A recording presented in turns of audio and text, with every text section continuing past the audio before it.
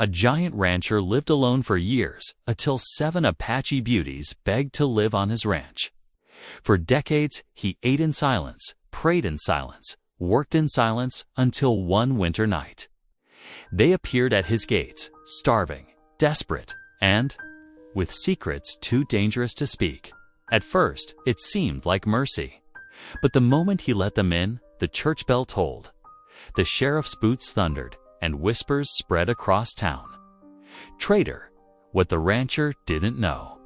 These women carried more than hunger. Hidden in their hands was a treaty signed in blood and promises a document the railroad would kill to bury.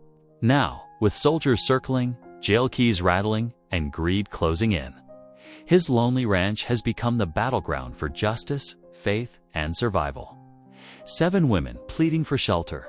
One giant rancher torn between silence and truth. Will he protect them more, lose everything again when the past comes crashing at his door? Before we begin, share a piece of your world in the comments. Your city, your energy. It's a powerful thing, being part of something bigger than ourselves. The winter wind whistled through the cracks of Silas Boone's weathered ranch house, a lonely sound he'd grown too familiar with over the years. His joints creaked almost as much as his wooden chair as he lowered his massive frame at the kitchen table. The spoon clinked against the tin plate as he scooped up cold beans. His only company, the ticking of the wall clock and the flutter of the oil lamp's flame. 15 years of solitude had carved deep lines into his face, each one a reminder of the day he'd buried Sarah. The empty chair across from him seemed to mock his loneliness, just as it did every evening when he returned from tending the cattle.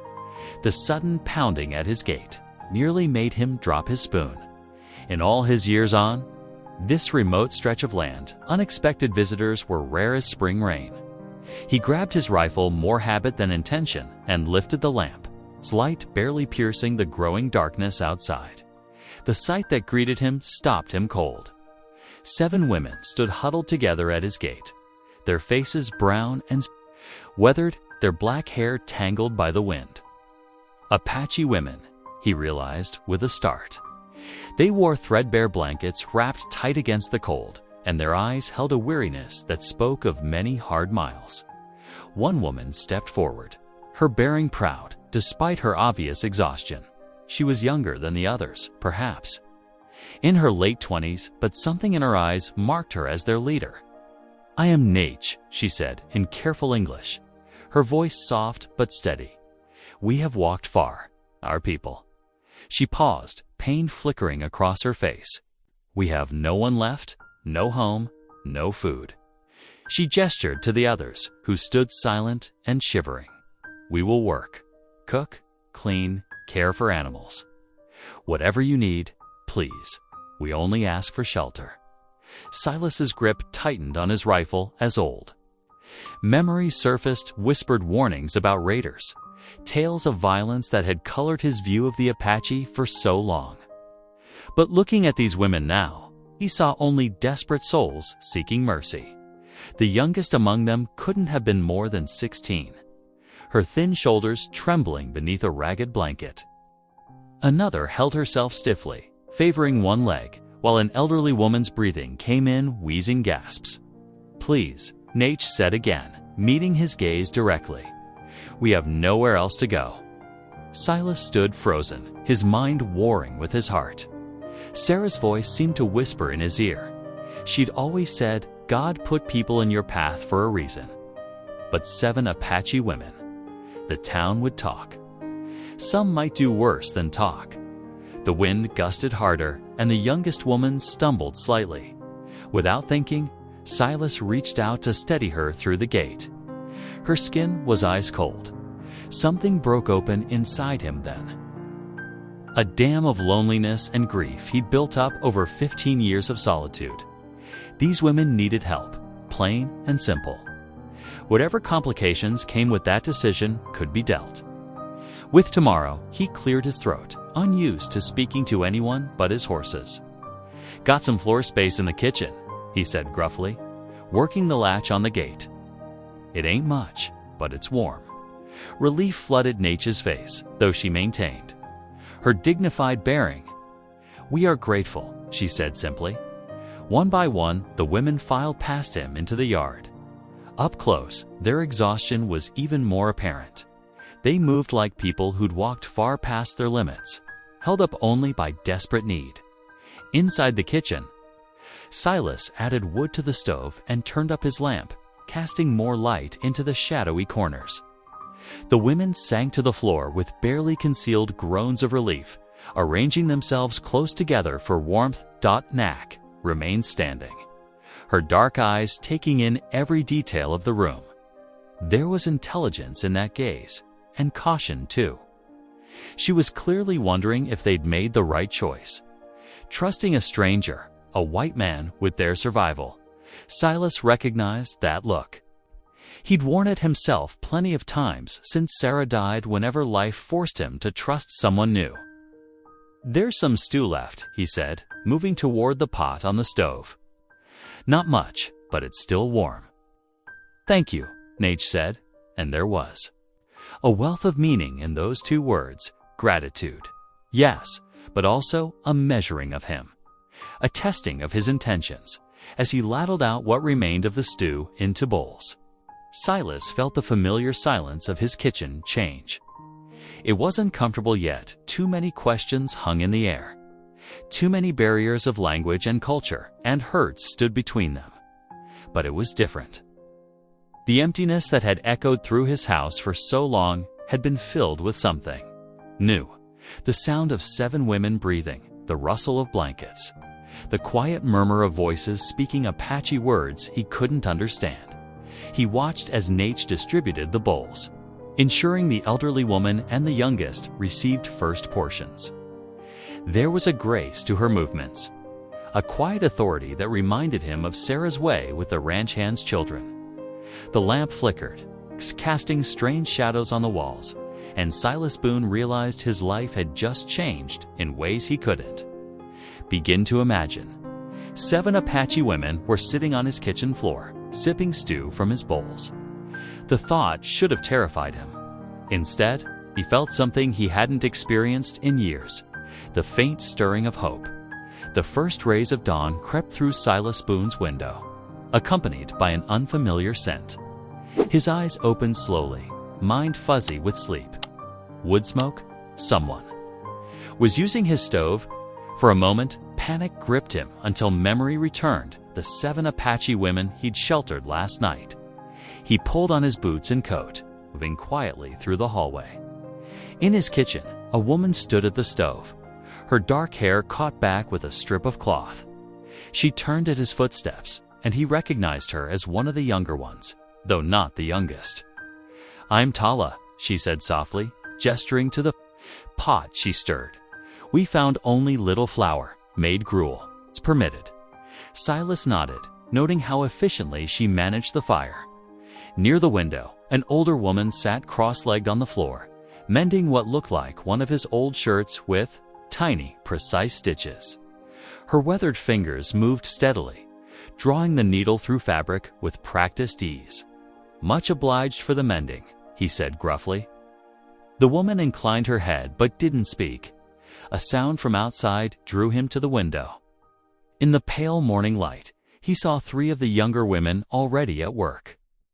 They moved with purpose, clearing away dead brush from his fence line. Another struggled with a broken rail, showing more knowledge of fence repair than he'd expected. "They know ranch work?" he asked, surprised. Tala nodded as she stirred the pot. "We lived on Mission Ranch before. Know many things garden. Sue? Tend animals." Her voice carried a hint of pride. "We earn our keep, as Nate promised." As if summoned by her name, Nate appeared in the doorway. She carried an armload of kindling, obviously gathered from his woodpile. "Good morning," she said, formally. "I hope we have not overstepped, starting work so early." Silas shook his head, still adjusting to the strange reality of his filled kitchen. "No, it's fine." But about staying, he paused, choosing his words carefully.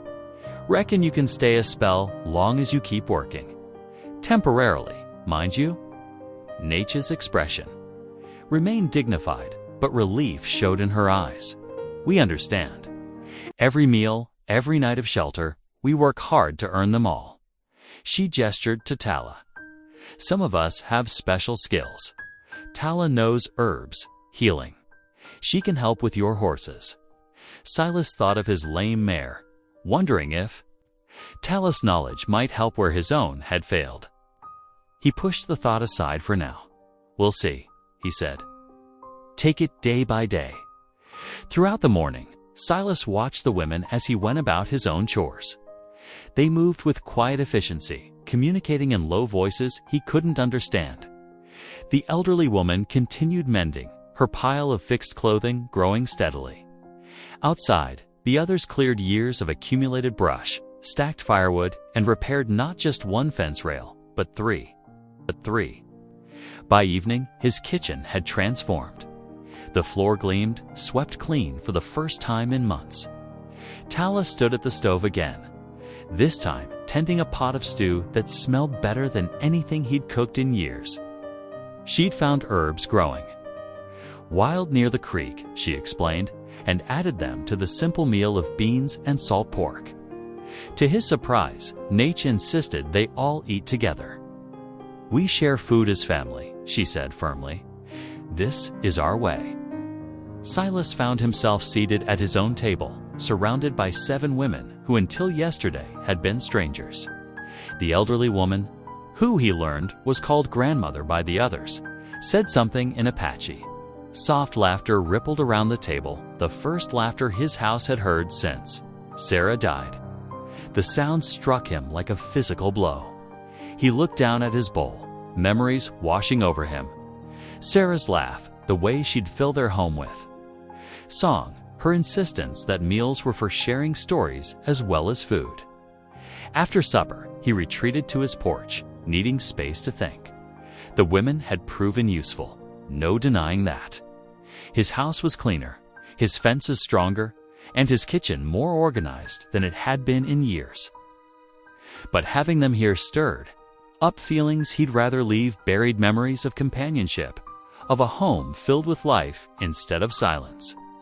From the barn, where the women had insisted on sleeping despite his offer of the kitchen floor, a sound floated on the evening air, singing soft and clear. The words in Apache, but the tune hauntingly familiar. A hymn, he realized with a start. The same one Sarah used to sing while kneading bread or hanging washing. Tala's voice led the others, rising sweet and true above the harmony. The English words came back to him unbidden. Amazing grace, how sweet the sound. Silas sat very still, listening as the hymn wove through the gathering darkness. The mix of strange and familiar Apache words carrying his wife's favorite tune touched something deep in his heart. For the first time in 15 years, the ache of his loneliness felt a little less sharp inside the barn. The singing continued, a gentle blend of 2 worlds that somehow made both more beautiful. Silas remained on his porch until the last note faded, watching stars appear in the vast Texas sky. Hope, he realized. That's what he was feeling. Just a glimmer, but real as the ground beneath his feet. 3 days passed like water flowing in. A creek, each one bringing small changes to Silas Boone's ranch. The morning sun found him saddling his horse for the ride into Willow Creek. His supplies had run low faster than usual, with 8 mouths to feed instead of 1. Need anything special from town? He asked Nate, who stood in the doorway, wiping her hands on her apron. Salt, if you can spare the cost, she replied. And perhaps thread, grandmother has nearly used the last spool. Silas nodded, checking his saddlebags. The women had more than earned their keep these past days. Even the thread would help them contribute more to the ranch's upkeep. The 12-mile ride into Willow Creek gave him time to think. He'd avoided town since taking in the women, knowing how news traveled. Sure enough, as he rode down Main Street, heads turned. Conversations stopped. Eyes followed him like crows tracking a wounded animal. Outside Miller's general store, Silas tied his horse to the hitching post. The usual friendly greetings were absent. Even old Tom Watson, who'd always wave from his rocking chair outside the barber shop, looked away. The bell above the store door jangled as Silas stepped inside. Walt Miller stood behind the counter, his usually cheerful face set hard as stone. "Morning, Walt," Silas said, pulling his list from his pocket. "Need flour, sugar, salt, and some thread, if you've got it." Walt's fingers drummed against the counter. "Flour and sugar's out of stock." Silas's eyes drifted to the shelves behind Walt, where sacks of flour stood in plain sight. Fresh sugar barrels lined the wall, their tops still sealed with paper. "That's so." Silas kept his voice level. "Funny, seeing as I'm looking right at them. Said they're out of stock." Walt's words came sharp as tacks, least to some folks. The meaning couldn't have been clearer if Walt had shouted it. Silas felt heat rise in his neck, but years of practice kept his face still as pond water. "Reckon my money's still good as anyone's," he said quietly. "Reckon that depends on who you're spending it on." Walt leaned forward. "Word is you're harboring Indians out there. Wild Apaches. Word sure travels fast in a small town." Silas straightened to his full height, towering over the counter. "Those women are guests on my land, working for their keep." Guests. Walt's laugh held no humor. "That what you call them, savages?" Silas's hand tightened on the counter edge. "I call them people, Walt, same as you and me." The storekeeper's face flushed red. "Well, I call them trouble. And I ain't selling to trouble." Before Silas could respond, the bell jangled again. Sheriff Pike's heavy boots clomped across the wooden floor. The lawman's weathered face wore its usual scowl, made deeper by the silver star pinned to his chest. "Everything all right in here?" Pike asked, though his eyes said he knew exactly what was happening. "Just leaving," Silas replied, folding his list with deliberate care. Outside, Pike followed him to his horse. "Hold up there, Boone." Silas turned slowly. "Something on your mind, Sheriff. Heard you've got yourself some unexpected company." Pike's hand rested casual-like on his gun belt, kind that tends to bring trouble. "What happens on my ranch is my business, not when it threatens my town." Pike stepped closer, voice dropping. "Those Apaches you're harboring, they're wild ones. No reservation papers, no rights to be here. Railroad's got plans for this territory. Can't have renegades stirring up problems. They're 7 women, Pike. Not an army. Don't matter what they are, they don't belong here." Pike's eyes narrowed. "I'm warning you, proper, Boone. Get rid of them, or there'll be trouble. That, a threat. Sheriff, that's the law." Pike tapped his badge. "Your choice how you want to handle it." Silas mounted his horse, looking down at the lawman. "Already made my choice." The ride home felt longer, weight of the town's hostility riding his shoulders like a heavy pack. He found Nate in the garden, teaching 2 of the younger women how to thin carrots. "No supplies?" she asked, noting his empty saddlebags. "Store was out." He didn't mention Walt's real reason. Might have to try Carson's Creek next time. Nate stood, brushing dirt from her skirt. "They know about us." It wasn't a question. Silas nodded anyway. "Our people know well how fear poisons hearts," she said softly. "Makes neighbors into strangers. Turns kind men cruel." She touched a carrot top gently.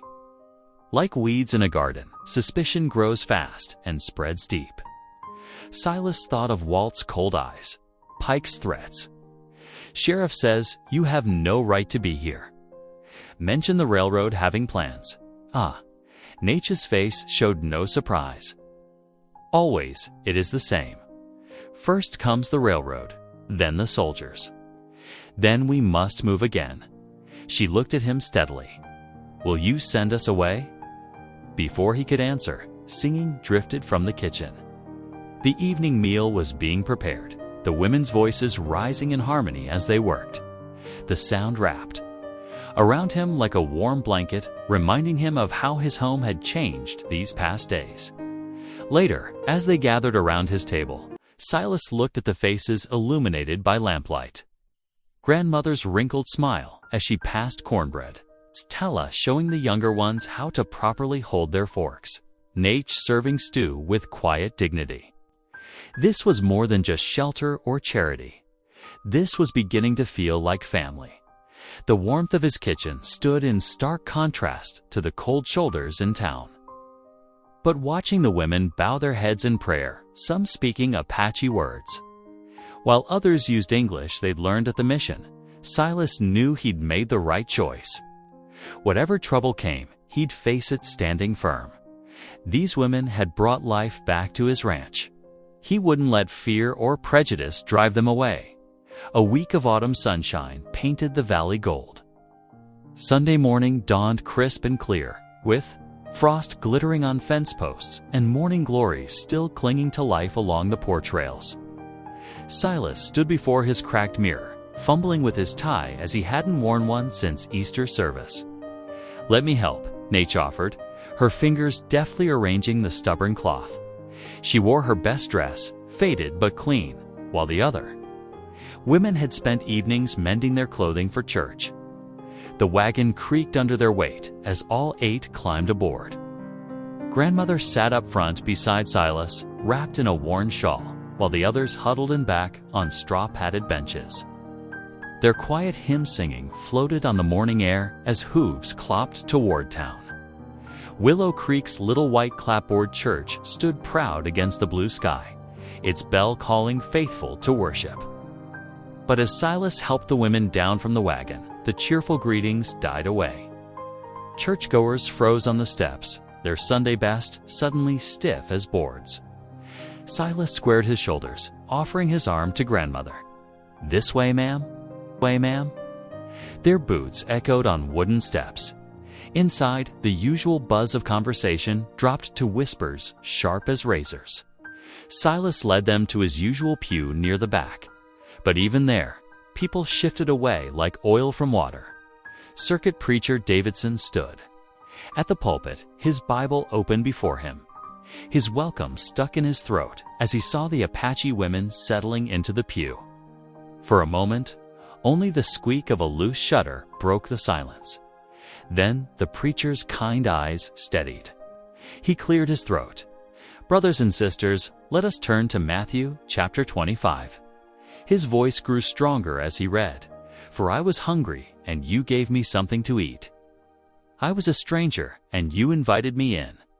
The sermon that followed spoke of Christ's command to welcome the stranger, to show mercy as we hope to receive mercy.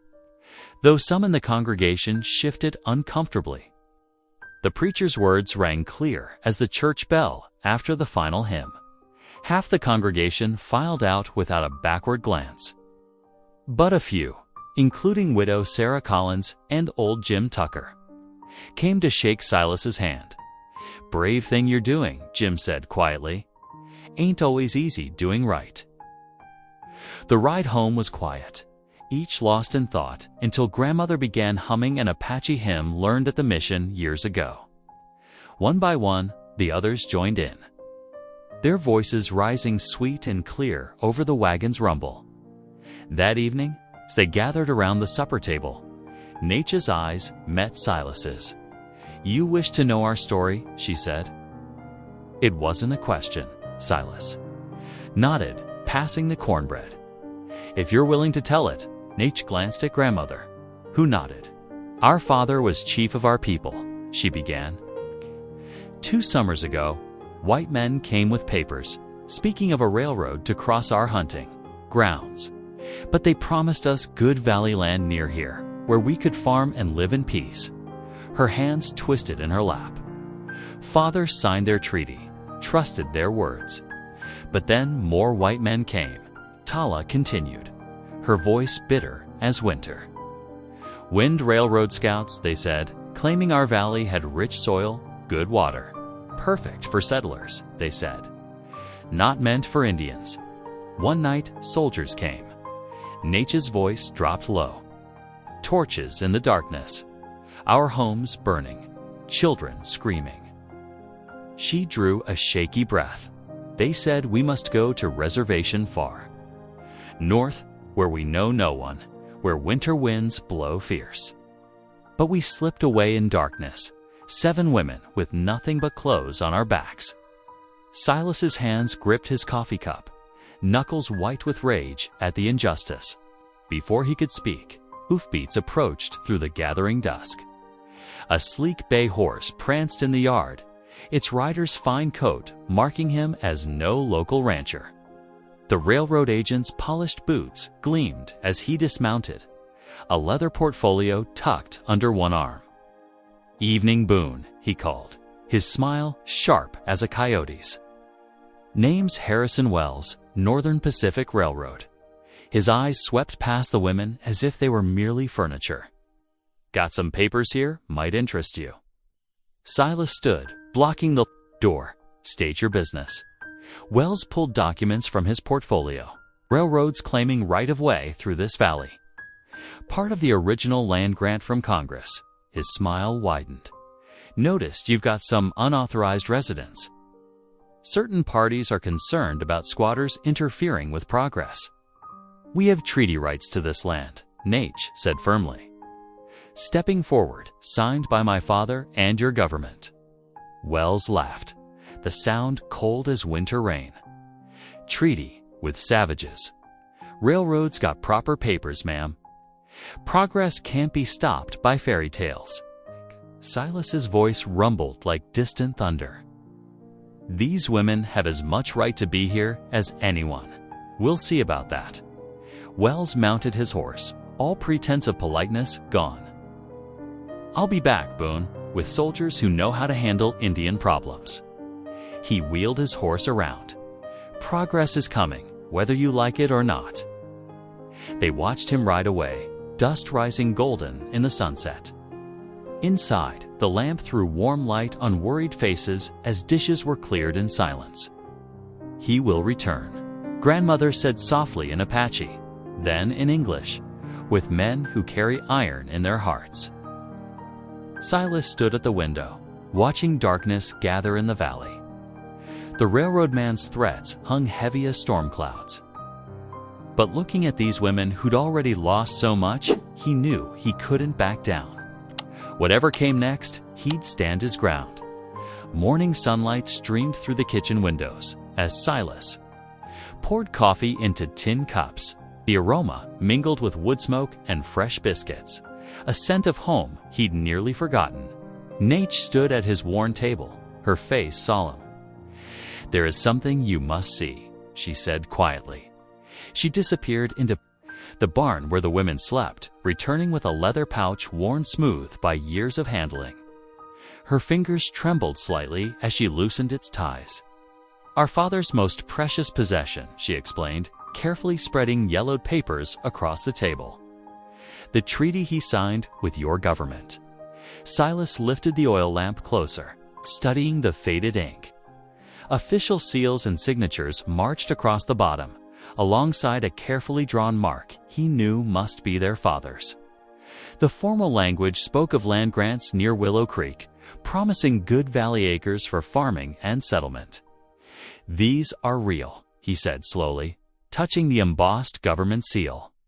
"Proper papers, signed and witnessed." Nate nodded. "Father believed in the white man's way of marking promises on paper. He said these would protect us."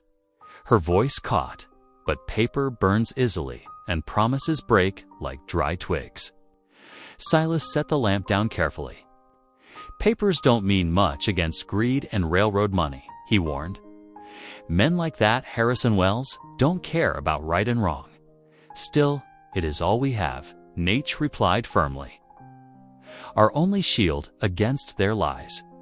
Father taught us to hold to truth, even when others abandon it." They sat in silence, morning light growing stronger outside. Finally, Silas pushed back his chair. "Well then, best get to work making this place strong enough to defend." He pulled on his work gloves. Ranch needs more fencing. Smokehouses filled. For winter, and I've got wild horses need breaking for trade. A ghost of a smile touched Nature's lips. We know something of horses. My sister Kimi has a way with even the wildest stallions. The days that followed settled into a steady rhythm. Silas found himself working alongside the women, surprised by their quiet strength and endurance. They mended fences faster than he could have alone, their nimble fingers weaving wire tight and true. The smokehouse filled with deer and rabbit meat, preserved by skills passed down through generations. Grandmother's herbs hung in fragrant bundles.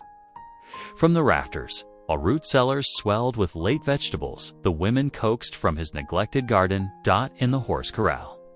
Young Kimi proved her worth. She approached the wild mustangs with patience, speaking soft Apache words until the animal's ears pricked forward in curiosity. Within days, she had 3 half-broken colts following her like faithful dogs. As evening settled over the ranch day, Silas sat on the porch steps, muscles aching from honest work. Tala appeared beside him, her presence gentle as autumn breeze. "You work hard," she said, offering him water from a dipper.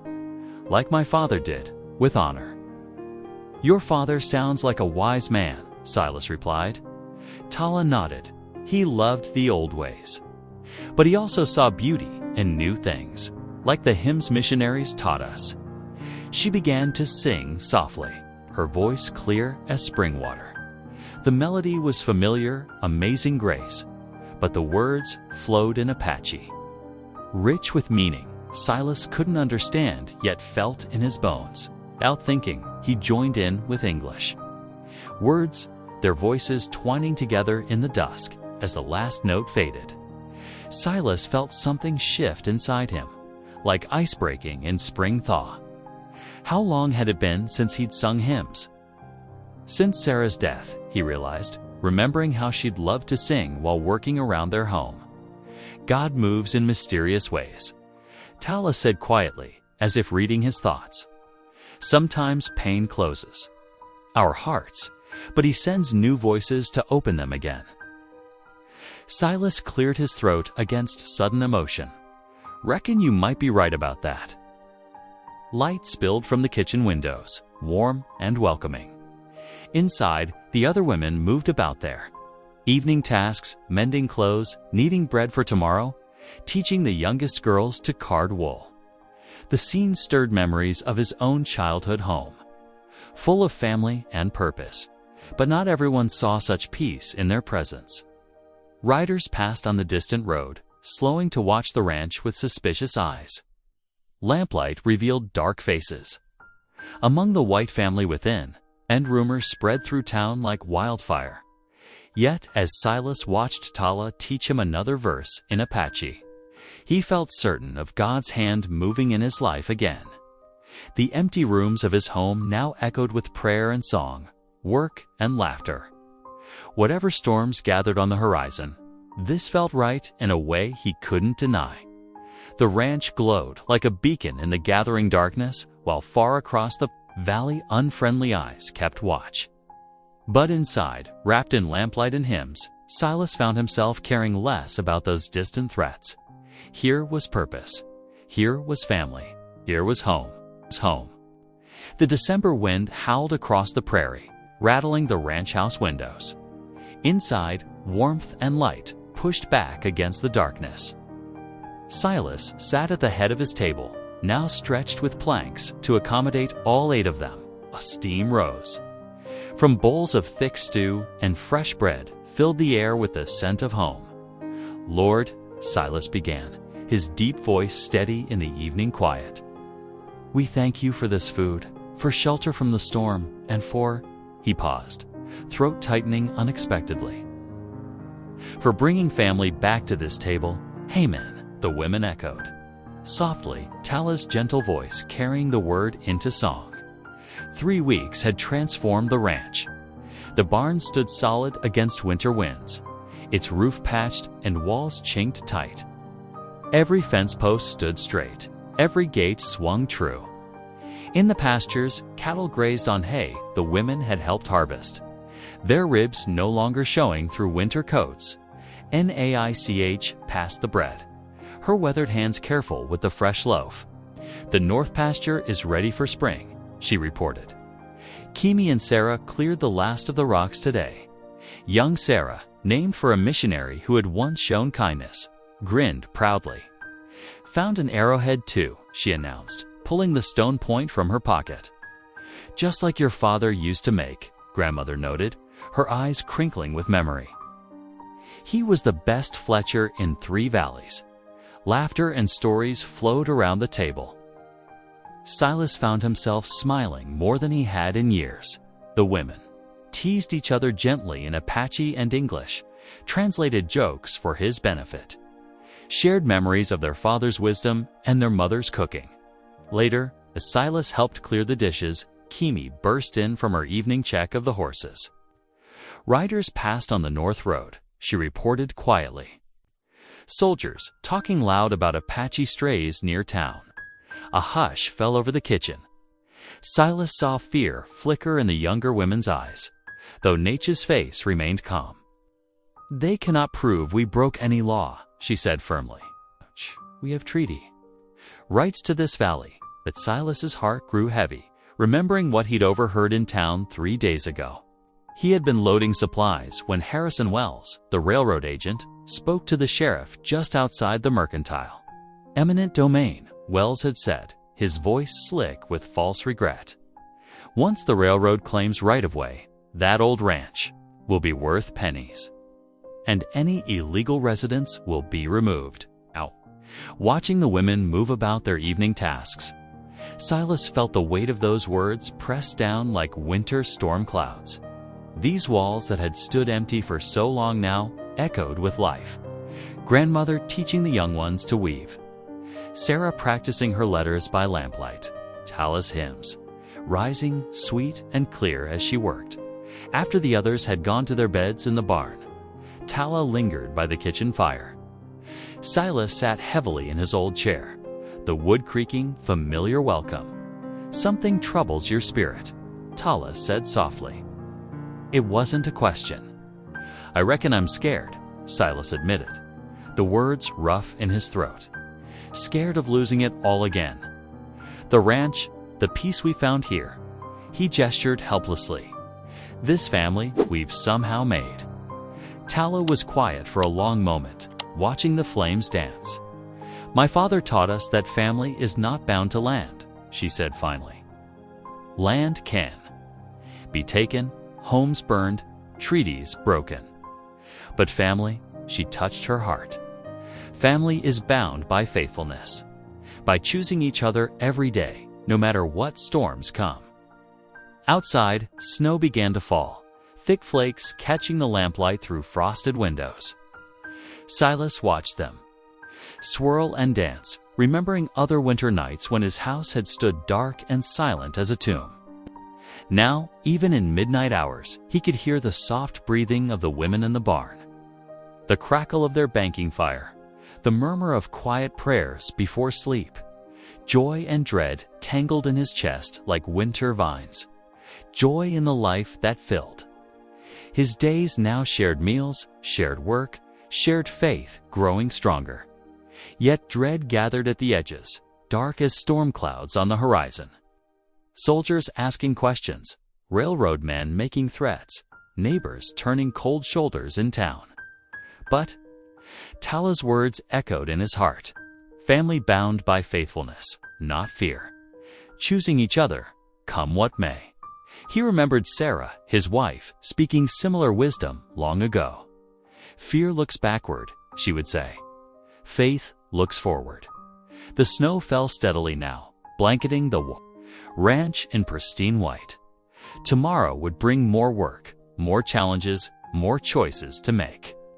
But tonight, in this moment, Silas let himself feel the simple blessing of home and family restored. Tala began to hum softly, an old hymn that spoke of refuge in storms. After a moment, Silas joined in, their voices blending in the quiet kitchen. Outside, the winter wind sang harmony. and peace settled over the ranch like fresh fallen snow. Frost crackled under Silas's boots as he stepped out to check the morning's work. The sun had barely crested the eastern hills, painting the snow-covered ranch in harsh winter light. His breath formed clouds in the bitter air while he watched Nate and Tala spreading feed for the chickens. The thunder of hooves shattered the morning quiet. Riders coming fast. Sarah called from the barn door, her voice tight with fear. Through the crystalline air, Silas spotted 3 horses charging down the north road, kicking up powder snow. His heart sank as he recognized Sheriff Pike's broad-brimmed hat and silver badge catching the pale sunlight. 2 deputies flanked him, rifles clearly visible across their saddles. "Get inside," Silas called to the women, his voice carrying across the yard. "Stay together." The riders reined up hard at the gate, sending snow spraying. Sheriff Pike's face was red with cold and something darker, a mix of triumph and barely contained rage. He dismounted, boots crunching in the frozen yard. "Silas." "Boone," Pike's voice rang out, harsh in the winter stillness. "You're under arrest." Silas stood his ground on the porch, shoulders square. "On what charges, Sheriff?" Harboring fugitives, Pike spat the words. "Obstructing lawful progress of the railroad. Interfering with government operations regarding Indian affairs." Behind Silas, the door creaked open. He heard the women's soft footsteps on the wooden boards. "No." Tala's voice cracked with desperation. "He has done nothing wrong." "Stay back," Silas commanded quietly, never taking his eyes off Pike. The sheriff's hand rested too close to his pistol for comfort. The deputies dismounted, moving to flank Silas. Their young faces showed uncertainty, but their hands were steady. On their weapons, Silas could feel the tension building like storm pressure. One wrong move, one harsh word, and violence would explode across his peaceful yard.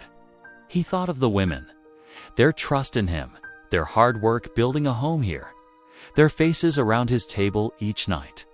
He wouldn't let their story end in bloodshed. "I'll come peaceful," he said, his deep voice carrying clearly. "No need for trouble, Silas, no." Nate stepped forward, but he raised his hand, stopping her. "Trust in the Lord," he said softly. "Stand together. Remember what we talked about?" Sheriff Pike produced iron shackles that clinked dully in the cold air. "Hands out, Boone." The metal bit into Silas's wrists, cold as winter itself. He kept his dignity as Pike roughly secured them, though the sheriff seemed disappointed by his calm surrender. "Mount up," Pike ordered his deputies, taking him to town.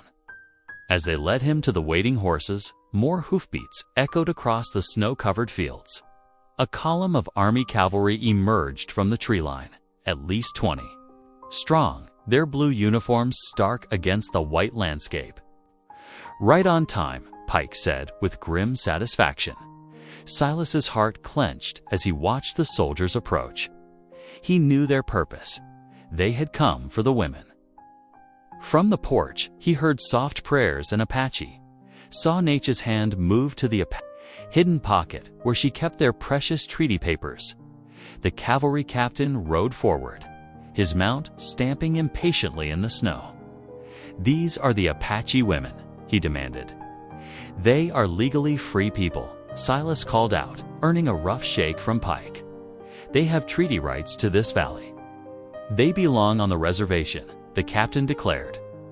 "We have orders to escort them there immediately." The women had drawn together on the porch, 7 proud figures standing firm against the winter wind. Nate stepped forward, treaty papers clutched to her chest like a shield. "We will not go," she said, her voice carrying clear and strong. "This is our home by right and law. These papers prove it." "Papers can be lost," Pike sneered. "Accidents happen out here all the time." Silas struggled against his shackles, earning another rough shake. The Lord sees everything. Pike, he growled. Even out here, the captain signaled his men to dismount. They began spreading out, moving to surround the house. The women drew closer together, but none showed fear. Even young Sarah stood tall, chin raised in defiance.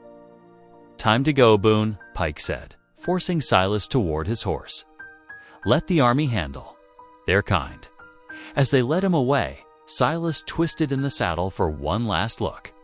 The women still stood their ground. Nature's treaty papers pressed against her heart, Tala's lips moving in quiet prayer. The soldiers approached with wary steps, clearly unsure how to handle such quiet resistance. The last thing Silas heard before they rode out of earshot was the women's voices raised in an Apache hymn, strong and clear in the bitter morning air. The ride to town passed in grim silence. Every hoofbeat carried Silas further from the family. He'd found the home they'd built together. His wrists ached from the shackles, but the pain in his heart cut deeper. They reached Willow Creek as the sun climbed higher, casting long shadows across the empty street. Townsfolk peeked from windows, drawn by the unusual procession. Pike marched Silas straight to the jailhouse, shoving him none too gently into a cold cell. "Enjoy your new home," the sheriff said, slamming the iron door with unnecessary force. The lock clicked with dread finality. Silas sank onto the narrow cot. His only companions, the winter light filtering through a tiny barred window and the flicker of a lamp in the street outside. The cell was bitter cold, but he barely noticed. His thoughts were with the women, facing down soldiers with nothing but faith and truth to protect them. "Lord," he whispered into the empty cell, "give me strength. Watch over them. Let your justice prevail." The lamp outside cast wavering shadows across the floor as Silas bowed his head in prayer. Shackled hands clasped, waiting for whatever morning would bring. Darkness crept into the jail cell like a living thing, bringing with it the bone-deep chill of a winter night. Silas shifted on the hard cot, his joints stiff from the cold. The single lamp in the corridor cast weak shadows through the iron bars. Barely enough light to see by dot from the cells down the hall came the sounds of Saturday night in Willow Creek. Drunken voices raised in coarse songs and cruder jokes. The smell of whiskey and unwashed bodies drifted on the draft. "Hey, Injun lover," a slurred voice called out. "How's it feel sleeping with savages?" Silas kept his silence, jaw tight. The taunts continued, growing fouler as the night wore on. He focused instead on memories of peaceful evenings at the ranch, hymns rising in 2 languages, the warm glow of lamplight on familiar faces. The sense of family restored, boot heels clicked on the wooden floor. Sheriff Pike appeared at the bars, his badge gleaming dully in the lamplight. He wore a satisfied smirk that made Silas's hands clench. "Railroad lawyers coming from Denver," Pike said, pulling up a chair. "Should be here by Tuesday's train." He lit a cigarette, the match flare harsh in the dimness. "Smart man, that one? Says your land's prime for the taking once you're convicted." "The Lord sees injustice," Silas said quietly. Pike laughed, smoke curling around his face. "The Lord ain't practicing law in Willow Creek, Boone. Railroad is? And they don't take kindly to folks standing in Progress's way." He stood, grinding out his cigarette. "Especially folk who harbor Indians against government orders." "They have treaty rights," Silas insisted. "Papers burn easy," Pike replied coldly. "Especially out here, where accidents happen all the time." His boot heels echoed away down the corridor, leaving Silas alone with his prayers and the jeering drunks. Back at the ranch, 7 women gathered around the kitchen table, their faces grave in the lamplight. The treaty papers lay before them, carefully spread on the worn wood. "We must take these to the court," Nate said, her finger tracing their father's mark. "Show them the truth of our claim." Will white men's court listen to Apache women? Sarah asked bitterly. Tala placed a gentle hand on the girl's shoulder. Our father believed in justice, she said softly. He taught us to stand with dignity, to speak truth even when others refused to hear. Her voice grew stronger. Remember how he faced the Indian agent? Standing tall, speaking our rights in their own language. The younger women nodded, drawing strength from the memory. Their father had been a proud man, learned in two worlds, who had fought with papers instead of weapons for his people's future. We'll prepare our words carefully, Nate decided. Each of us must be ready to speak of our right to this land. She looked around the circle of faces. We are not beggars or thieves. We are daughters of a chief who made honest treaties. We must make them see this truth. Sarah wiped tears from her eyes. I'm scared, she whispered. Fear is natural, Tala said, drawing the girl close. But remember, we do not stand alone. The Creator watches, and Silas risks everything to help us. She began to sing softly in Apache, an old song of courage. One by one, the other women joined in, their voices rising in harmony. The jail grew quieter as the drunks finally passed. Out. Silas dozed fitfully, waking at every sound. Near midnight, a scratch at the window drew his attention. Psst, Mr. Boone. He recognized Thomas Wilson, whose farm bordered his ranch. The man's weathered face appeared at the bars. Brought you some? Real food, Thomas whispered, passing a bundle through. Fresh bread and cheese, still warm from his wife's oven. Not everyone agrees with Pike and his railroad friends. You should know that. Much obliged, Silas said softly, genuine gratitude in his voice. My Martha says what they're doing ain't Christian, Thomas continued in a low voice. Treating them. Women like criminals when they've done nothing but work hard and mind their own. He glanced nervously down the corridor. We're praying for you all. Thank you, neighbor, Silas replied. That means more than you know. Thomas disappeared from the window. Silas shared his midnight feast with a mouse that had crept out from behind the cot. Considering how God's mercy could appear in the smallest ways, the hours crept past. Unable to sleep, Silas knelt beside his cot, calloused hands clasped in prayer. The words came easier now than they had in years. Lord, he whispered, give us strength for what's coming. Watch over those women. You know their hearts are true. Help me stand firm for what's right, no matter the cost. He thought of Tala's gentle faith, Nature's quiet dignity, the younger one's trust in him. Show us your mercy, Father, a guide. U.S. through this valley. The mouse watched him from a corner, whiskers twitching in the darkness. In the ranch house, preparations continued long into the night. Nate and Tala sat at the table, carefully reviewing every word of the treaty papers. By lamplight, the younger women practiced their testimony in whispers, sharing memories of their father's teachings and their people's connection to the valley. We must be strong, Nate reminded them. Speak with clear eyes and straight backs. Show them. We are not afraid. Sing our father's courage into our hearts, Tala added, and began another hymn. The ancient words filled the kitchen, carrying their prayers into the night. Outside, snow began to fall again, blanketing the silent ranch inn. White. Inside the jail cell, Silas finally slept. Thomas's kindness giving him hope. And in the ranch house, 7 women's voices rose in harmony, gathering strength for the battle ahead. Their song carried on the winter wind. A reminder that even in the darkest night, faith and family could light the way forward. Morning sunlight streamed through the courthouse windows, casting long shadows across the worn wooden floor. The building, usually quiet on Monday mornings, buzzed with whispered conversations as townsfolk packed the benches. Women in their Sunday best fanned themselves despite the winter chill. While men shifted restlessly, hungry for spectacle. Sheriff Pike marched Silas through the main doors, iron chains clinking with each step. Despite his shackles, the big rancher walked with his head high, his weathered face calm. His boots, still crusted with ranch mud, left marks on the polished floorboards. Judge Harrison sat behind his elevated bench, stern-faced and gray-haired. His wire-rimmed spectacles caught the light as he surveyed the crowded room.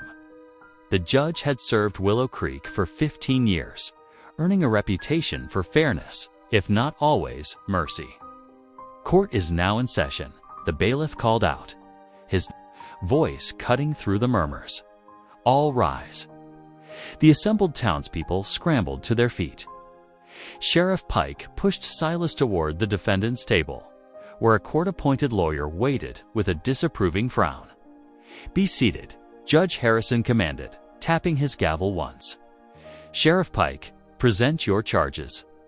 Pike stepped forward, thumbs hooked in his gun belt. Your Honor, we charge Silas Boone with harboring dangerous vagrants, specifically a group of Apache women who've been squatting illegally on territory marked for railroad development. Furthermore, he's obstructed progress by refusing to comply with legal orders to remove these individuals from his property. A rustle of agreement moved through the crowd. Several merchants nodded firmly. They'd been promised good business once the railroad came through. And how does the defendant plead? Judge Harrison asked, peering down at Silas. Before Silas's appointed lawyer could speak, the courthouse doors swung open. Nache entered, wrapped in a dark shawl against the morning cold. Her head was held high, her bearing regal despite the hostile stares. Behind her came the other 6 women, walking with quiet dignity. Gasps and mutters filled the room. Several people stood up, pointing and whispering. Sheriff Pike's hand moved to his gun belt.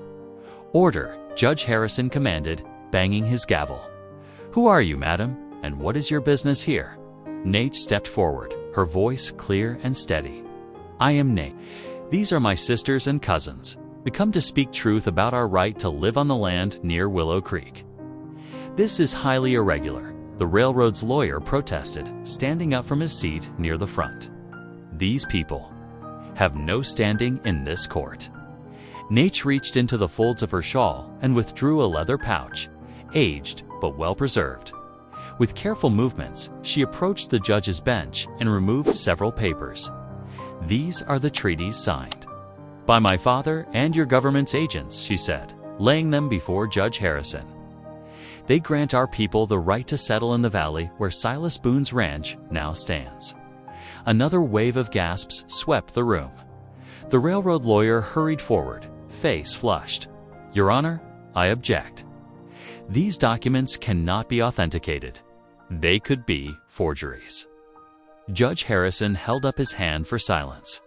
He lifted the papers carefully, studying the faded ink and official seals. His frown deepened as he read, occasionally adjusting his spectacles. These appear to be genuine government documents, he said finally. They bear the proper seals and signatures of Indian Affairs agents from 1868. Those treaties were superseded, the railroad lawyer argued. New arrangements were made for all Apache bands to relocate to designated reservations. Without our consent, Nache responded firmly. My father signed these papers in good faith. He learned your language, followed your laws, sought peace between our peoples. Her voice carried clearly through the hushed courthouse. When the railroad scouts came, they burned our homes. They drove us from land that was promised to us. We did not break faith. Others broke faith with us. The dignity in her words seemed to settle over the crowd like a physical presence. Several women dabbed at their eyes with handkerchiefs. Even some of the merchants looked uncomfortable. Nache continued, her voice growing stronger. We came to Silas Boone's ranch, seeking shelter from the winter. We offered our work in exchange for safety. He showed us mercy when others showed only hatred. Is this a crime in your law? Judge Harrison studied the papers again, then looked out over the packed courthouse. "These are serious matters that require careful consideration," he said finally. "The treaties appear genuine, and their implications cannot be ignored. However, we must also hear testimony about current laws regarding land use and development." He tapped his gavel decisively.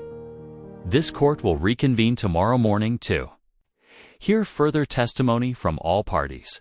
Sheriff Pike, release Mr. Boone on his own recognizance until then." Pike's face darkened with anger, but he stepped forward to unlock Silas's chains. The big rancher rubbed his wrists, nodding silent thanks to Nate. "Court is adjourned," the bailiff called out. The townspeople began filing out, their conversations a mix of shock and speculation. Some cast sympathetic glances toward the Apache women, while others muttered darkly about progress being delayed. Nate carefully returned the treaties to their leather pouch. Her sisters gathered close around her, their faces showing both hope and worry. The railroad lawyer huddled with Sheriff Pike in a corner, their expressions thunderous. Judge Harrison sat at his bench, still frowning at his notes. The morning sun had moved across the floor, and dust motes danced in its beams. For a moment, the old courthouse seemed to hold its breath, waiting to see which way justice would turn. The afternoon sun beat through the courthouse windows, casting harsh shadows across the worn floorboards. Dust motes danced in the light as the railroad's lawyer, Marcus Fletcher, stood to begin his questioning. His polished boots clicked against the wood as he approached Nate. "You claim these papers give you rights to valuable land," Fletcher said, his voice dripping with skepticism. "Yet you arrive with nothing but rags and tales of persecution. How do we know you're even who you claim to be?" Nate sat straight-backed in the witness chair, her dignity unwavering. "I am my father's daughter. Our ways teach us that truth speaks through actions, not possessions." Fletcher's laugh was sharp and dismissive. Actions, indeed, like squatting on a bachelor's ranch, taking advantage of his sympathies. Angry murmurs rose from the other Apache women. Silas's hands clenched into fists, but he remained still, watching Nate's calm response. "We offered fair work for shelter," she replied, evenly. "Every fence mended, every meal cooked, every chore done with honor." The lawyer turned to the crowd, spreading his hands theatrically. "Honor from women who abandoned their assigned reservation, who drag a respectable rancher into their schemes." Sheriff Pike sat forward eagerly as Fletcher called him to testify. The lawman's spurs jangled as he took the stand, settling his bulk into the chair with a satisfied air. "Sheriff Pike," Fletcher began, "tell us about the defendant's behavior since these women arrived." Pike's weathered face creased with disapproval. "Silas Boone's always been a loner, but a law-abiding one. Since taking in these vagrants, he's turned belligerent, refuses to cooperate with proper authority. Even challenged my deputies when we came to investigate complaints. And these women, have they shown any sign of leaving peacefully?" "None," Pike declared. "They're squatters, plain and simple, causing trouble, stirring up dissent. Boone's enabling them, threatening the peace we've built here." Silas watched the faces in the crowd, seeing doubt and prejudice bloom. His heart sank as neighbors he'd known for years nodded along with Pike's words. The sheriff's testimony painted him as a dangerous fool, the women as cunning thieves. Just then, movement near the back of the courthouse caught his eye. The circuit preacher rose slowly to his feet. Reverend Matthews was a spare, weathered man who rode between frontier towns spreading God's word. His clothes were trailed dusty, but his eyes blazed with purpose.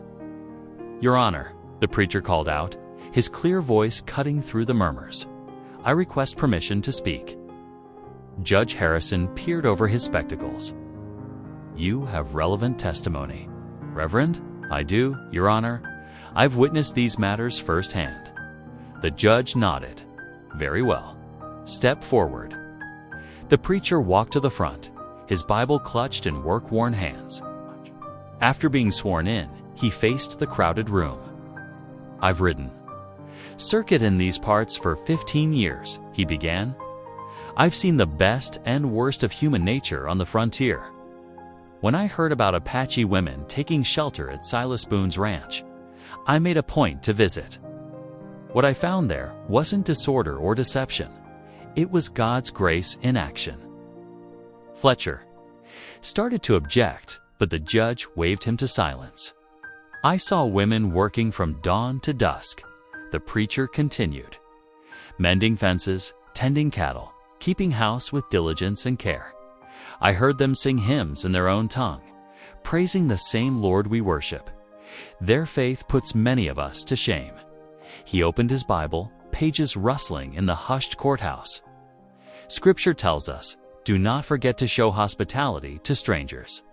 For by so doing, some people have shown hospitality to angels without knowing it." Hebrews 13, verse 2. The preacher's voice grew stronger, filling the room. "I've seen Silas Boone transform from a man frozen in grief to one who opened his heart to those in need. I've watched these women turn his empty house into a home filled with prayer and honest work. If that's a crime, then we've strayed far from Christ's teachings." Turning to face the crowd directly, Reverend Matthews's expression was both stern and sorrowful. "We speak often of Christian charity, but when it appears on our doorstep, we turn away. We claim to value justice, but deny it to those who look different or speak another tongue. What does that say about our own faith?" Several people shifted uncomfortably in their seats. Mrs. Peterson, Thieker's wife, dabbed at her eyes with a handkerchief. Even some of the merchants who had nodded along with Pike now stared at their boots. "These women have legal papers," yes, the preacher acknowledged. "But they also have something more precious: faith, dignity, and a willingness to work hard for their place in this community. I've seen no threat to peace at Silas's ranch. Only the peace that comes when God's children recognize each other as neighbors." Silas felt tears stinging his eyes. He hadn't expected anyone to stand up for them, least of all the circuit preacher. Looking at the Apache women, he saw their faces shining with emotion as the preacher spoke of their faith. "Your Honor, Reverend," Matthews concluded, "the only crime here is our own hardness of heart. These women deserve justice, not just by law, but by the higher standard of Christian mercy."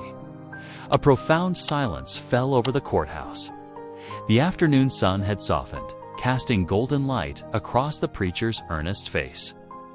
Judge Harrison sat very still, his fingers steepled before him. The railroad lawyer stood to cross-examine.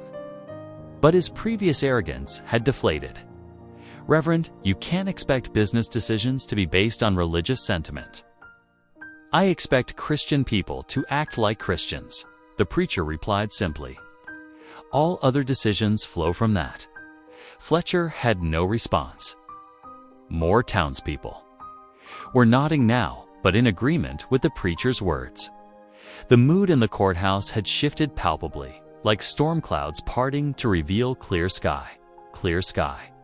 Silas watched it all with a full heart, remembering his own return to faith through the women's example. Their hymns had awakened something long dormant in him.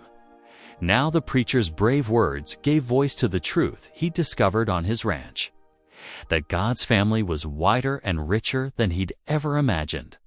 The courthouse fell silent as heavy boots thudded against wooden steps. Every head turned as Mr. Harlan made his way forward. The old rancher's weathered face was set in its usual stern lines, his silver hair catching the late afternoon light. Few had expected him to appear at all, much less testify. Silas knew Harlan's reputation well. 20 years ago, the man had lost family in frontier conflicts. Since then, he'd kept to himself, running cattle on the North Range, speaking to few, and trusting fewer. His presence today carried weight that even the railroad's lawyers couldn't ignore. Judge Harrison adjusted his spectacles. "Mr. Harlan, you've requested to speak." "That I have, Your Honor." Harlan's voice was gruff but clear. He took the oath with a calloused hand raised, then settled into the witness chair. His work-worn boots and dust-covered clothes spoke of a man who'd come straight from the range. "Speak your piece then," the judge said. Harlan cleared his throat, his eyes sweeping the courtroom. "I've worked this land for 40 years, fought Apaches back in '63. Lost good people to raids. Reckon there's not a soul here doubts where I stand on such matters." The railroad lawyer perked up, clearly hoping for damaging testimony. But Harlan wasn't finished. "Thing is," he continued, "a man can't hold on to old hurts forever. Not if he wants to see truth plain." He shifted in his chair, leather creaking. "Been watching Boone's place these past months. Seen those women work from sunup to sundown. Mending fences better than hired hands. Breaking horses gen-alike. Growing crops where nothing grew before." Murmurs rippled through the courtroom. Harlan raised his voice slightly to be heard. "They ain't beggars or thieves. They're workers. Honorable ones." His jaw tightened. "And I've watched that ranch come alive again. Cattle fat, fields tended, buildings fixed proper. Takes knowing eyes to see good ranching, and I'm telling you straight, them women know their business." The railroad lawyer stepped forward.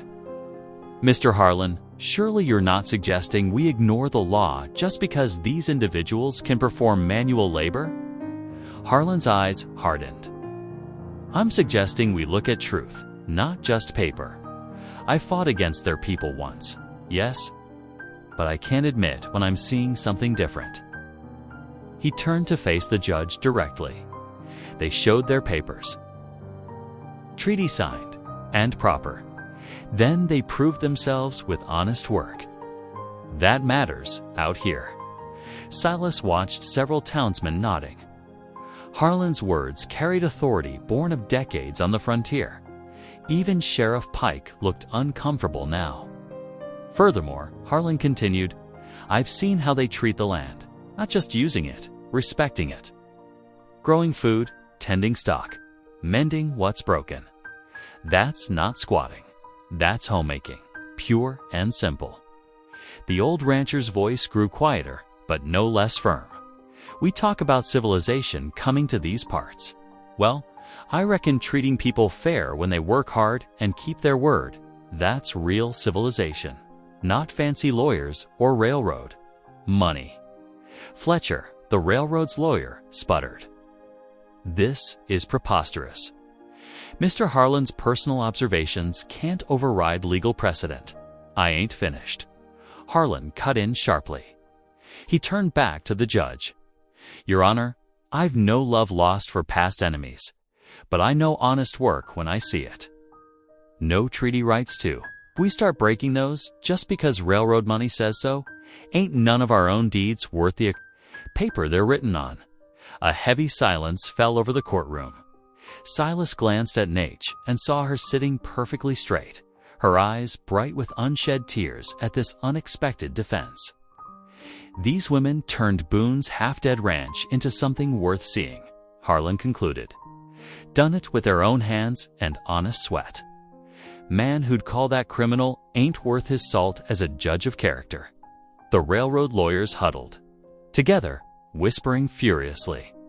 Their careful case was crumbling in the face of Harlan's blunt testimony. Even those townspeople who had been loudest against.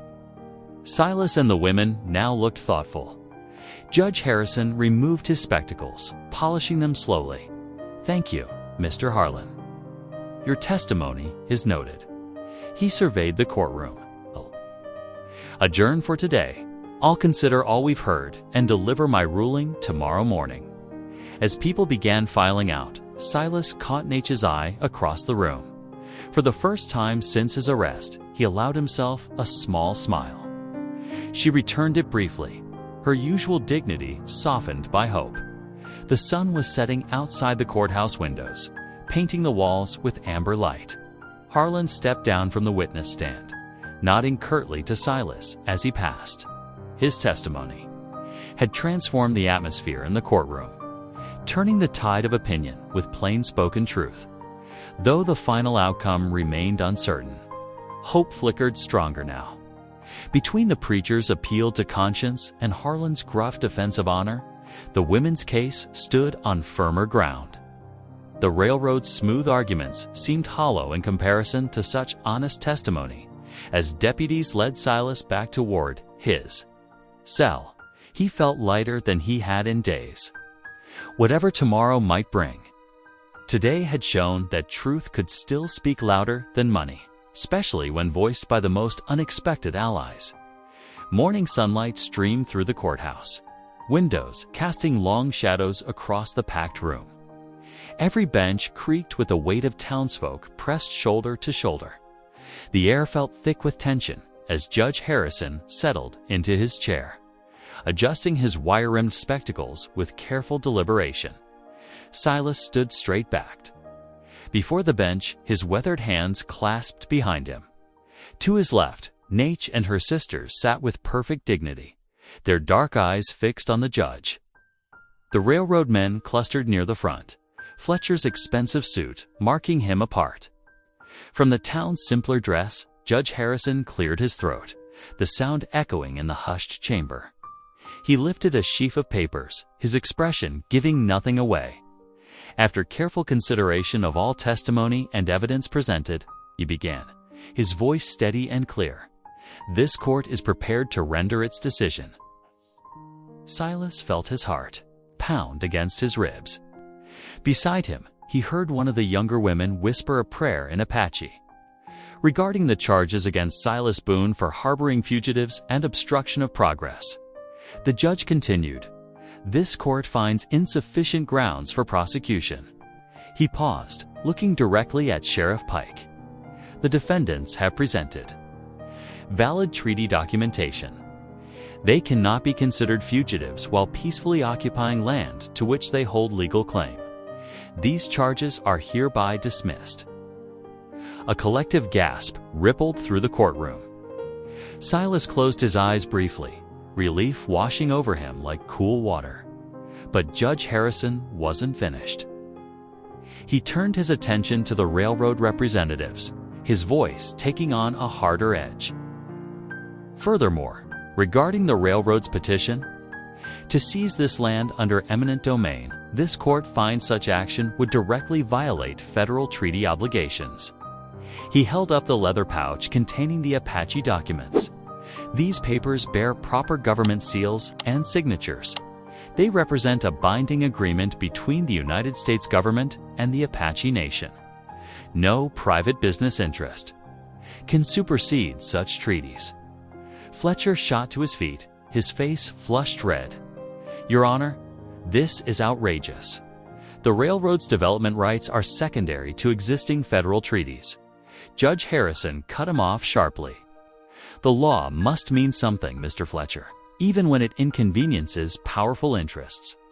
Perhaps especially then." A low murmur rose from the crowd.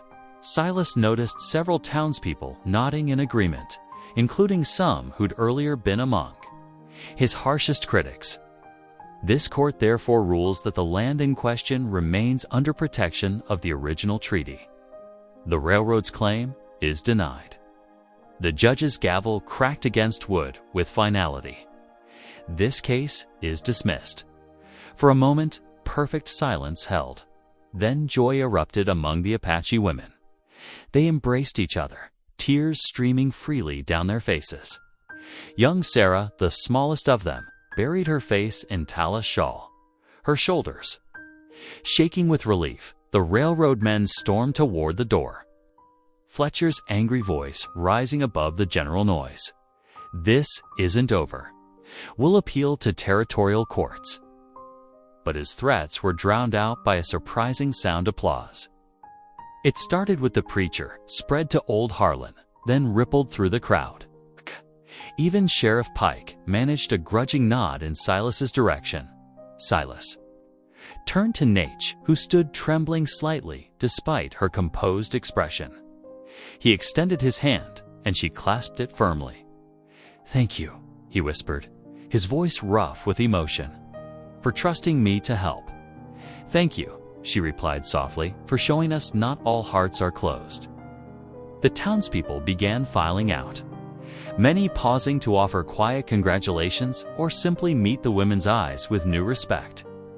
The preacher stepped forward to shake Silas's hand vigorously. "The Lord's justice prevails," he said, beaming as the afternoon sun began to sink toward the horizon.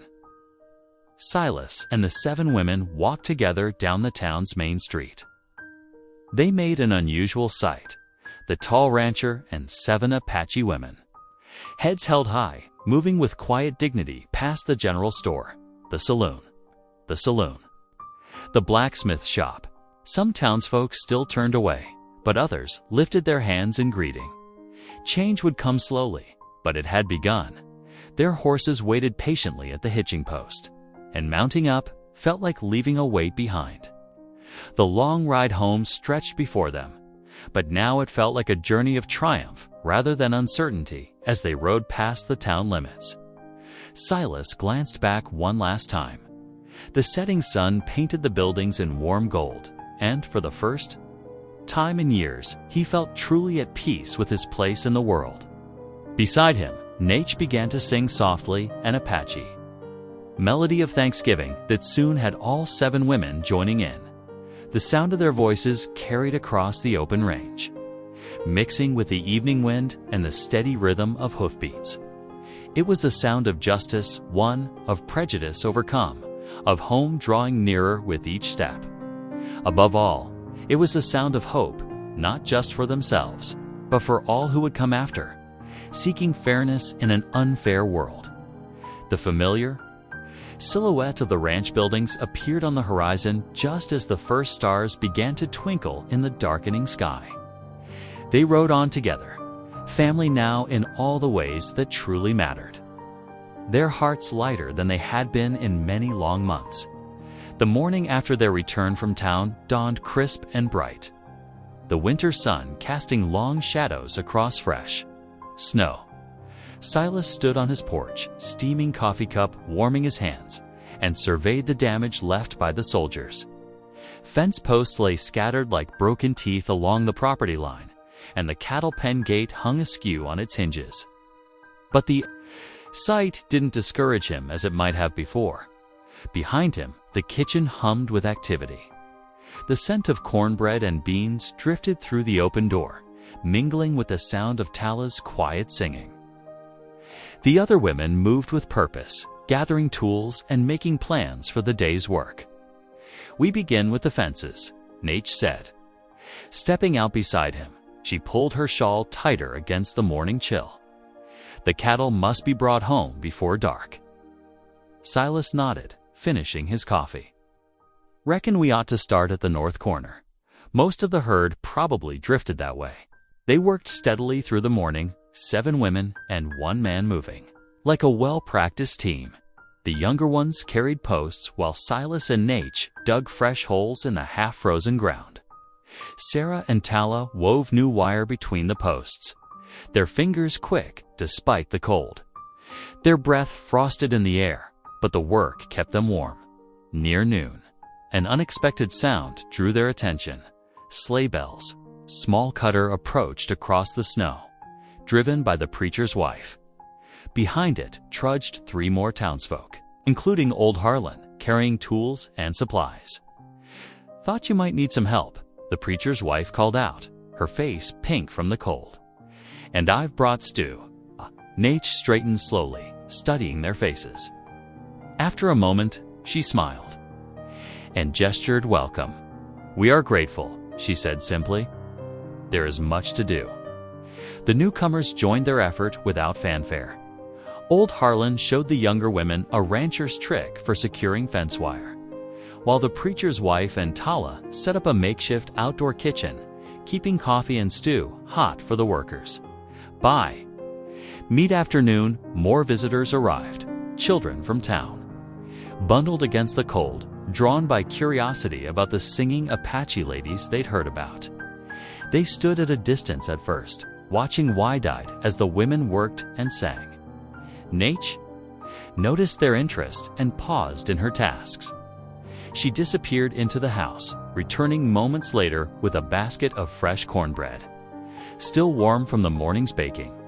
"Come," she called to them gently. "Share our bread."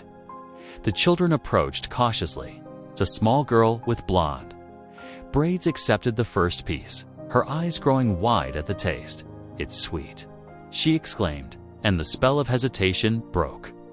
Soon the children were asking questions, watching in fascination as Sarah demonstrated Apache words for common things: sky, snow, horse. Silas leaned on his shovel, watching the scene unfold.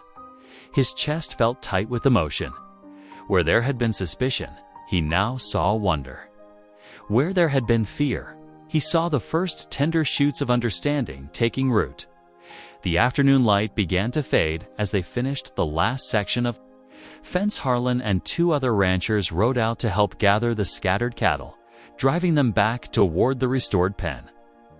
The animals came willingly, eager for shelter and feed after their days of wandering. As dusk approached, more townspeople arrived, bringing dishes to share: apple pies, beans, winter preserves. The house that had known such loneliness now barely contained the gathering. Lamps burned in every window, and the kitchen stove radiated welcome warmth. Silas stood in his doorway, watching as Apache women and town ladies worked side by side, setting out supper on his old wooden table. Children darted between adults, some now shyly trying out Apache words they'd learned. The preacher's wife laughed as Tala taught her the proper way to pat tortillas. When all was ready, they gathered around the table, townspeople and Apache women, ranchers and children, all together. The preacher offered grace, and Nate followed with a prayer in Apache. The blending of their voices seemed to fill the room with something larger than themselves. After the meal, as darkness settled completely outside, someone started a hymn. Tala's clear voice joined in, adding Apache words to the familiar melody. Others followed, and soon the house rang with music, English and Apache. Harmony and hope rising together into the winter night. Silas sat at the head of his table, overcome by the transformation. A year ago, he'd been alone, his ranch silent except for the wind. Now, lamplight gleamed on faces of all shades, and laughter mingled with song. His home had become something he'd never imagined, a place where barriers fell and healing began. He caught Nate's eye across the room. She nodded slightly, understanding in her gaze. They had won more than a legal victory.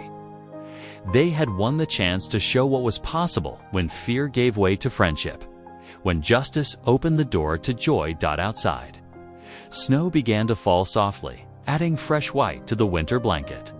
But inside, the lamps burned bright and warm, their light spilling from the windows into the gathering dark. The ranch had become a beacon, just as Silas had dreamed, not just of hospitality, but of hope for all who sought a better way forward together. The singing continued into the evening, voices rising and falling like a gentle tide, carrying with them the promise of more such gatherings to come. Each note seemed to strengthen the bridges being built between peoples, between hearts, between what had been and what could be. The first breath of spring swept across the prairie, carrying with it the scent of new grass and promise. Snow melted into trickling streams, and tender green shoots pushed through dark soil in the freshly tilled garden plots behind Silas's ranch house. Morning light caught the dew as Silas walked the property, his long shadow stretching across ground that had known such change. Where winter had held empty silence, now came the bleating of new calves on wobbly legs, their mothers watching protective nearby. The sound of women's laughter drifted from the garden where Nate and Sarah worked side by side, planting rows of corn and beans. Tala stood at the outdoor washing station, hanging linens that snapped in the prairie breeze. She smiled and nodded. As Silas passed, the gesture easy and familiar. No longer did awkwardness hang between them. Time and trust had transformed stranger into family. The younger women called greetings from where they tended the chicken coop, their voices bright with the day's possibilities. Silas lifted his hand in response, marveling at how natural it all felt now. He walked tall among them, not as master of the land, but as brother and protector, the role fitting him better than his old solitude ever had. As evening approached, they gathered at the long table Silas had built over the winter. Sweet spring air drifted through open windows, mixing with the aroma of fresh bread and stewed rabbit. 7 Apache women took their places, faces once drawn with worry, now smooth with peace, eyes bright with belonging. Silas stood at the head of the table, his massive frame straight and sure. When he bowed his head to pray, his voice carried, clear and strong, no longer rusty with disuse. "Lord," he began, "we thank you for this food, for this family you've given us, for your mercy that makes all things new." The women's soft amens followed, both in English and Apache, a harmony of hearts. Lamplight caught the silver in Silas's hair as he sat among them, casting a warm glow across the faces he'd come to cherish as his own. They passed dishes hand to hand, the simple meal made rich by sharing. Stories and laughter flowed freely, English and Apache words weaving together like a well-worn blanket. Through the open windows came the evening wind, catching the sound of their voices raised in song. The hymn rose, sweet and clear, floating across the prairie. Apache words of praise mingled with verses Silas had known since childhood. It was a song of mercy, of hope restored, of hearts once broken made whole again. The giant rancher looked down the length of the table, his chest full with quiet joy. Where loneliness had echoed, now love answered. Where silence had ruled, now music lived. His ranch had become more than land and buildings. It had become a true home, bright with the light of family reborn. Thanks for taking a moment to feel with me. If this story reminded you of what matters, hit subscribe. I'll be here tomorrow, continuing our story.